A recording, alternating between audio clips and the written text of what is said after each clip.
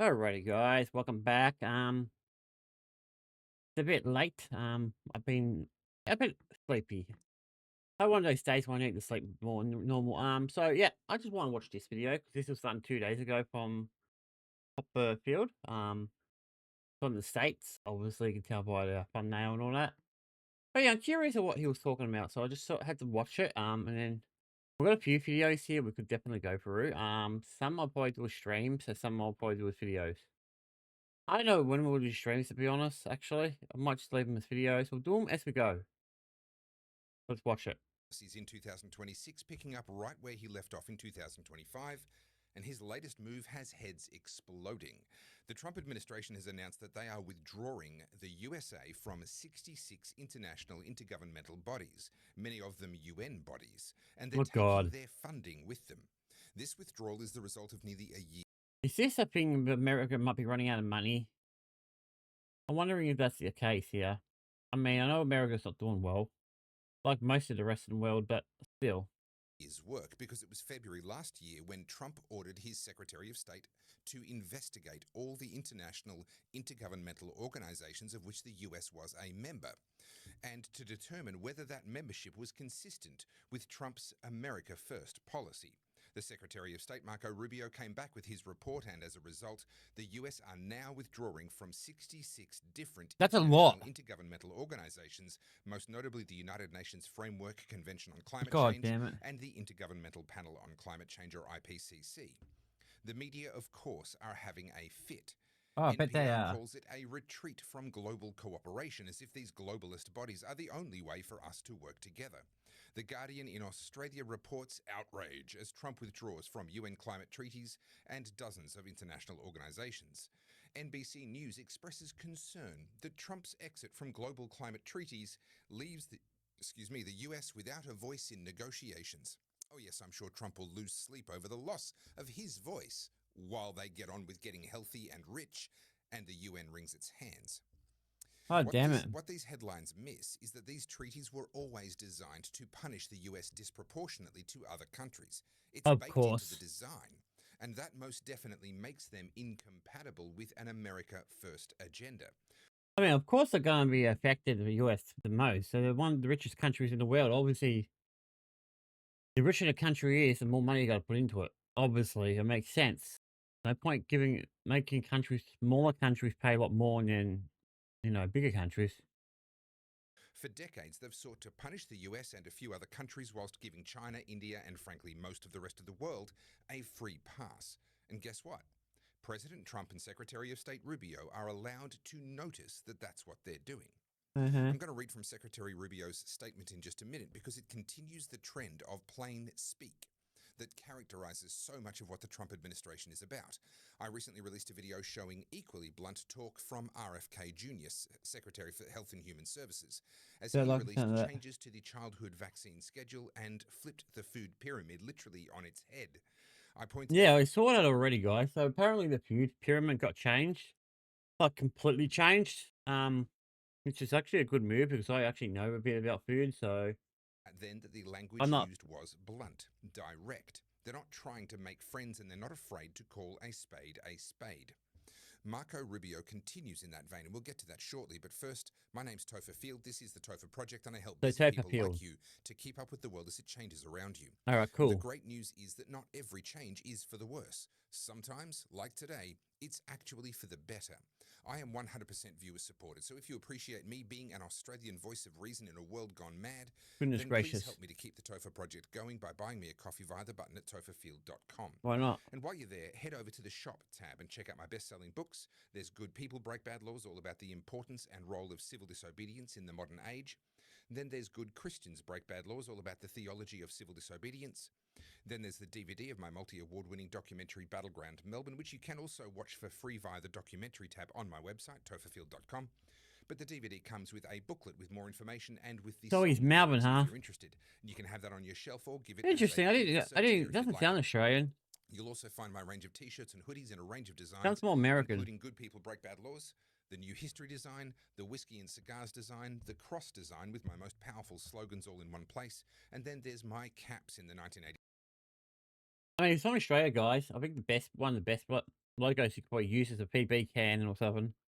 4 design, the TF design, and my sticker packs if you'd like to spread the word of freedom in your own world. And everything you buy helps me to keep the TOFA project going.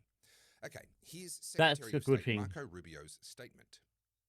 Today, in furtherance of Executive Order 14199, President Trump announced the withdrawal of the United States from 66 international organizations identified as part of the Trump administration's review of wasteful, ineffective, and harmful international organizations. Review of additional international organizations pursuant to Executive Order 14199 remains ongoing.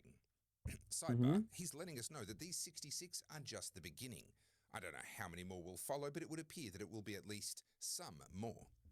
The That's what it Trump sounds like. administration has found these institutions to be redundant in their scope, mismanaged, unnecessary, wasteful, poorly run, captured by the interests of actors advancing their own agendas contrary to our own, or a threat to our nation's sovereignty, freedoms, and general prosperity. Ouch.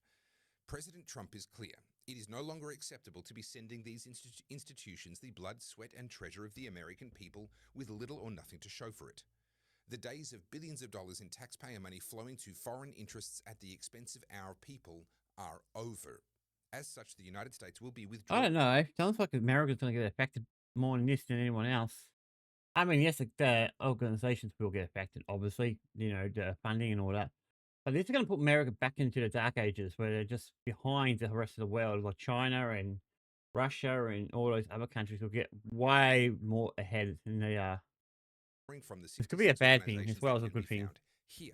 That link goes to a list of the 66 organizations they've already decided to withdraw Hmm? from, and President Trump's instructions to all the relevant people to effect that withdrawal as quickly as possible. But Rubio's statement goes on. As this list begins to demonstrate, what started as a pragmatic framework of international organizations for peace and cooperation has morphed into a sprawling architecture of global Goodness governance, gracious. often dominated by progressive ideology and detached from national interests, from DEI mandates to gender equity campaigns to climate orthodoxy. Many international organizations now serve a globalist project rooted in the discredited fantasy of the end of history. These organizations actively seek to constrain American sovereignty. Their work is advanced by the same elite networks, the multilateral NGOplex, Oh, God. that we have begun dismantling through the closure of USAID. All right. We will not continue expending resources, diplomatic capital, and legitimizing weight of our participation in institutions that are irrelevant to or in conflict with our interests. We reject inertia and ideology in favor of prudence and purpose. We seek cooperation where it serves our people and will stand firm where it does not. Wouldn't it be nice to hear something like that from an Australian government? The Yeah, I last guess time is so. I ticking. mean, like I said, it could be bad, it could be good. I mean, there is no point doing things if it doesn't fit your country. I mean, I don't think it's a good idea personally, but we'll see what happens. Understanding the whole thing. Trump is not an isolationist, and he's not turning away from international cooperation. No, He's I don't think standing so either. firm against people who've become used to taking advantage of the US in the name of cooperation. The US taxpayer has been footing the bill for globalist ambitions for far too long. Yeah. And one of the reasons they're so mad about this withdrawal is because when the US leaves these organizations, it takes its money with it. It's Damn. been almost a year since the US withdrew from the UN World Health Organization, so that withdrawal is about to become effective. There was a 1 year notice period required before it actually came into effect. Hmm? The World Health Organization has had to scramble to try and replace the budget that it lost as a result of the US withdrawal, and it has failed to do so, announcing a budget cut of more than $500 million a year going forward, Hmm? resulting in a 25% cut to its workforce Yep. and other restructurings. That same restructuring and reduction is about to happen to, well, the IPCC. They're the meddling climate change alarmist lobby group that has caused us all so much drama in the last few decades, and it's also going to happen to all of the other groups on that list. Personally, if you couldn't already tell, I'm thrilled. I am all Yeah, for you sound. cooperation, including international Yeah, of cooperation, course. There's but I long believe in benefits. mutually beneficial relationships, free exchange on a voluntary basis, not holding countries hostage against their will and making them pay for everyone else's plans. True. The tragedy, as far as I'm concerned, is that Australia isn't likely to follow suit anytime No, soon. I don't think we will. My name's Topher Field, this is the Topher Project, and I help busy people like you to cut through the crap and make sense of the All nonsense and right, keep kind of up with makes the world as sense. it I changes mean, around us. I am 100% viewer supported, so if you appreciate having me as a voice of reason in a world gone mad, then please support my work by buying me a coffee via the button at topherfield.com. And be sure to check out all of my merch via the shop tab while you're there. Thank you. all right. So that's his opinion on that. I don't know how I'll feel about it, to be honest. I mean, it could be good, it could be bad. I don't know what the companies can really do about it, to be honest. But yeah. All right. The next one I'm gonna watch for the next video, guys, will be the one right under it. I do want to catch up on most of these stories, so we'll have to go through them bit by bit. Um, I want to do at least 3 videos today, guys. I'll try to do one video per day, so it's not too much of a load. So yeah, the first thing I want to do is get through these and then start doing the new ones and stuff like that. Anyway, let's do the next video, guys. I'll see you then.